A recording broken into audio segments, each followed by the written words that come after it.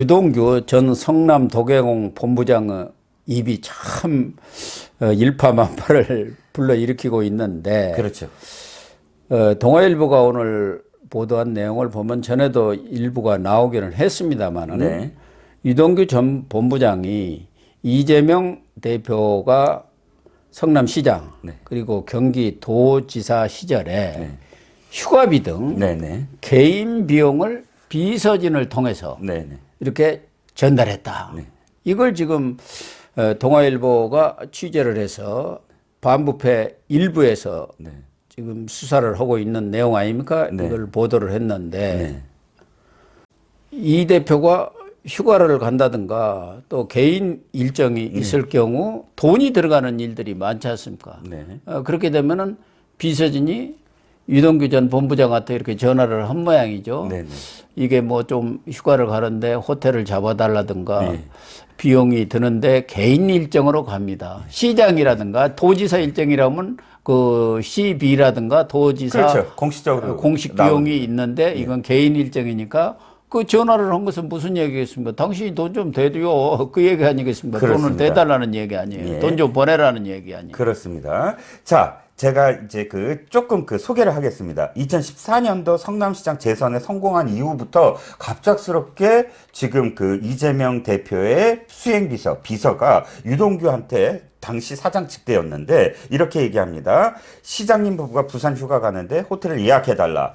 근데 그렇게 듣자마자 이재명이 조식을 먹지 하면서 해운대 해수욕장 옆에 조식을 하는 호텔을 자기가 예약해줬다. 그런데 갑자기 또 비서가 유동규한테 이건 개인적인 일정입니다 라고 얘기했다. 그걸 자기는 돈 달라라는 걸로 알아듣고 70만 원을 보내줬다. 이후에 휴가, 지방행사, 개인 일정이라고 비용을 요구해서 그때마다 연 1, 2회씩 최소 7에서 10회 100만 원에서 150만 원을 건넸다. 정진상한테 이렇게 했다라고 얘기하니까 잘했다. 그렇게 해라. 이렇게 했다라는 거는 이제 일단 생색을 내는 거고요. 잘했다. 그러면 유동규로서는 생색을 낼 만한 일이죠. 칭찬을 받았고요. 마지막으로 2021년 1월 달에 그러니까 막 돈 필요하다고 유동규가 김영한테 얘기 들은 그 비슷한 시점입니다. 상수역 인근에서 수행비서가 개인 일정 비용을 300만 원을 요구해서 500만 원을 주면서 직원도 고생을 했다. 자, 이게 기사의 핵심인데 교수님, 저는 이걸 딱 들으면서 다 무슨 생각이 들었냐면 이겁니다. 유동규도 지금 당시에 성남 도계공 사장 직대에 불과해요. 네, 그렇잖아요. 직무대행이었죠. 그러니까 직무대행으로서 성남 도계공 돈을 줬을까요? 아니죠. 성남 도계공 돈 주면 큰일 나죠. 그거 다 잡히죠. 네. 그런데 지금 이재명의 행태는 너무 당당한 거예요. 너무 당당한 거예요. 그러니까 이게 어떻게 느껴지냐면 무슨 은행 ATM기야. ATM기예요. 딱 가서 비서한테 카드 하나 주고 야 이거 가서 돈 찾아와. 그럼 유동규는 끽소리 안 하고 돈을 계속 대주는 거예요. 근데 이게 개인 돈이라고 계속 이 사람이 표현하는데 개인 돈일까요? 아니죠. 자, 이게 무슨 뜻으로 제가 딱 얘기하냐면 428억 원이에요. 428억이 지금 유동규는 428억의 ATM기예요. 그러니까 지 돈이에요. 이재명은 자기 돈이야 이게. 자기 돈이니까. 자기 돈이니까 내 돈 좀 유동규를 시켜서 가져와. 거기 있는 돈이에요. 그냥 이 유동규가 수도꼭지야. 그때는 이재명 일당으로 들어가 있었잖아요. 그렇죠. 정진상, 김용, 유동규, 이재명 이렇게 한 일당이고 저쪽에는 김만배 또 나무. 정영학이, 정민용 그렇게 또 한 일당 아닙니까? 그러니까 유동규 그 제일 심부름꾼 아닙니까? 그렇죠. 거기서는. 그러면 가서 그쪽에서 저수지에서 파이프 들어가고 물 대. 그거 아닙니까? 그렇죠. 자, 아까 김용이 1억 받아갔잖아요. 그때 제가 이거 중요하다고 말씀드린 게 428억에 1억을 갖고 간 거 아니에요. 김만배로부터 돈을 받아서. 지금 유동규가 한테 이재명이 하는 행태가 딱 그겁니다. 야, 유동규한테 돈을 달라는 게 아니라 유동규가 사람이 아니야. 그냥 ATM기나 수도꼭지야. 그래갖고 틀으면 그냥 나오는 거예요. 그게 당연히 내 돈이야. 내가 다 허가 내줘갖고, 지금 김만배가 줘야 되는 어떤 내 돈인데, 목돈으로 나한테 안 주면 큰일 나잖아요. 목돈으로 어떻게 가. 그렇죠. 경기도 지사한테 400몇 억에 가면 큰일 나잖아요. 그러니까, 이거 이거 뭐 한 70만 원, 100만 원 뭐 이게 소소해 보이지만 이 내 돈이니까 하는 거예요. 네. 이 행태가. 그러니까 지금 이재명이 유동규를 측근 아니야. 이게 무슨 소리냐면 유동규는 그냥 수도꼭지야. 내가 틀면 그냥 나오는 수도꼭지야. 이렇게 지금 판단한 행태가 아니냐라는 겁니다. 그 전화를 했다는 김모 비서가 지금 보좌관으로 있는 그 김모 씨 맞죠? 네네, 맞습니다.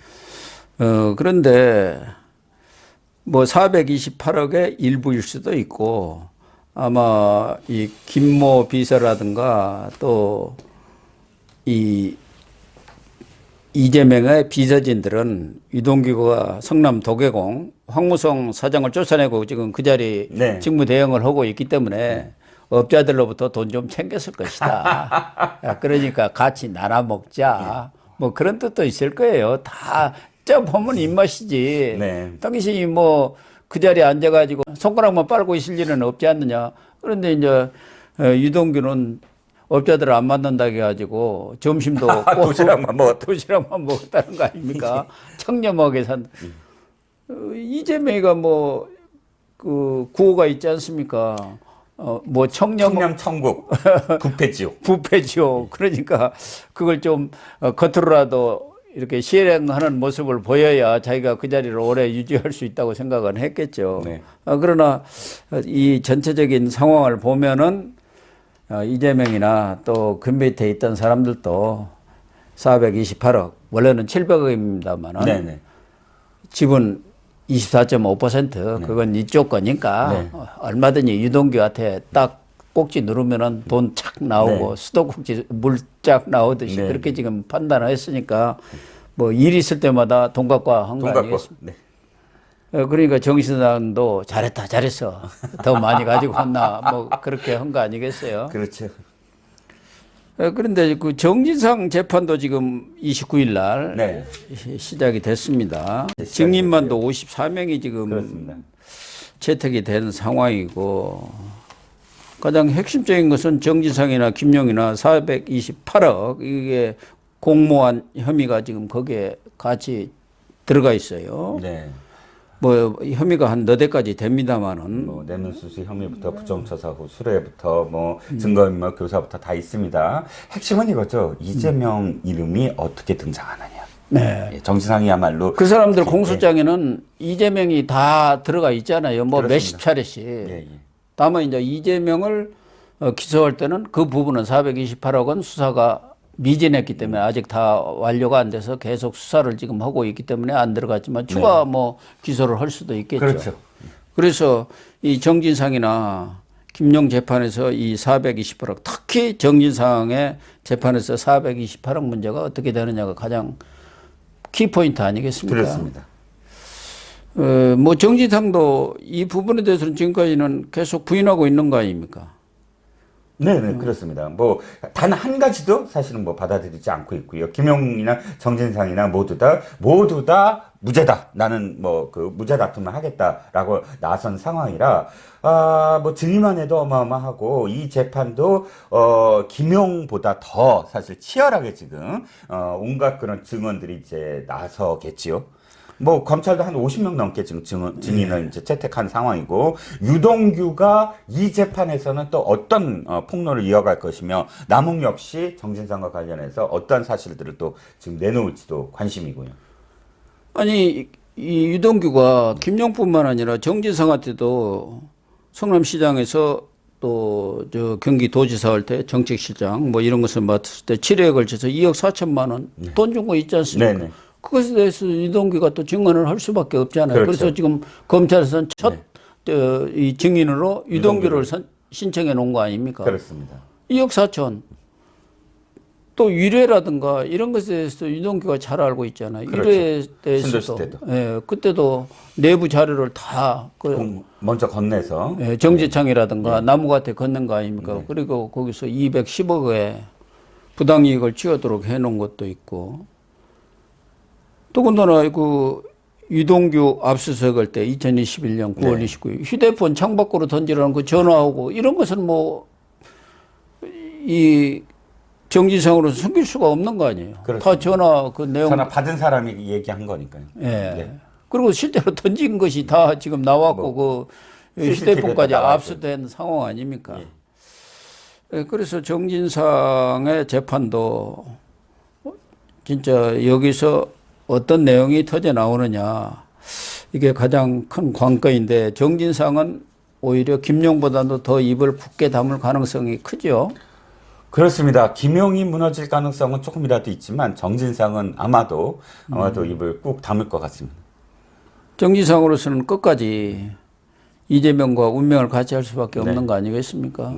변호사 사무실 사무장으로 출발해가지고 어떻게 보면은 아주 권력의 정점에까지 이를 정도의 그런 실세로 그동안 행동을 해왔지 않습니까? 사실은 정진상이가 입을 열면 이재명은 끝이죠. 뭐, 저 이재명의 알파에서 오메가까지 다 아는 사람이 정진상 아니겠습니까? 그렇습니다. 지금 이재명이 가장 곤혹스러워하는 것도 딴 사람이 아니라 정진상이 지금 구속이 돼 있기 때문에 지금 모든 것들을 다 정진상과 의논을 하고 그렇게 그 정치 활동을 해와서 지금 가장 곤혹스럽고 당황스러운 건 정진상의 구속이었다라고 또 다 얘기를 하죠. 근데 정진상도 마음이 좀 흔들렸나요? 지난번에 민주당의 이 좌장으로 있는 친명계 정성호가 가서 마음 단단히 잡아라. 흔들리지 말고 뭐 직접적인 증거가 없는 것 같더라. 이재명 자기 2027년에 집권한다. 뭐 이렇게 따뜻거린 거 보면은 변호사로부터 뭔가 좀 들었을 것 아니겠습니까? 정진상 변호사가 보니까 아이 우리 정진상이가 조금 마음이 심란한 것 같습니다. 그러니까 보냈을 거 아니에요. 그렇죠. 메시지는 꼭 그 이유가 있겠죠. 어떤 메시지를 전달하는 것이니까. 근데 그럼에도 불구하고 어쨌든 정진상은 이재명의 메시지를 듣고 싶었을 거예요. 어쨌든 어떻게 버틸 거고 어떻게 할 건가. 근데 그 메시지를 가장 듣고 싶은 메시지를 전달한 거죠. 그러니까. 버텨라. 내가 대통령 된다. 사면복권 시켜주겠다. 끝. 그러니까 그 정진상으로서는 끝까지 이재명과 운명을 같이 할 수밖에 없다.